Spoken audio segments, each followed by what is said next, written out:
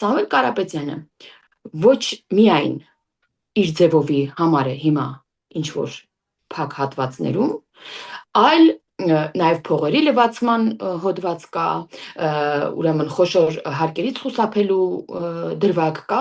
այնպես որ թող նախաքննությունը ընթանա եւ նախապես մեզ չդնենք ինչ-որ բանի տեղ էլի, ես իրավաբան չեմ, ես իր փաստաբանը չեմ, մեղադրական կողմը չեմ նաև եւ նույնն էլ դուք։ Դուք պարզապես միանգամից վատն եք նկատել այս պարագայում, որովհետև իրենք էլ ասում են մեր ձևովը դա օրինակ ինչ են մտածում, որ հենց բռնությունն է։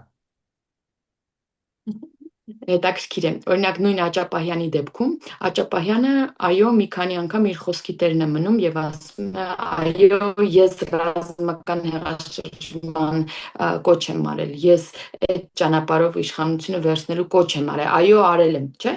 Ինքը մի քանի անգամ բերման ենթարկվելու ժամանակ, անգամ դատական նիստերի դալիճում մնում է իր համոզմունքին եւ չի փորձում այդպես ցույց տա թե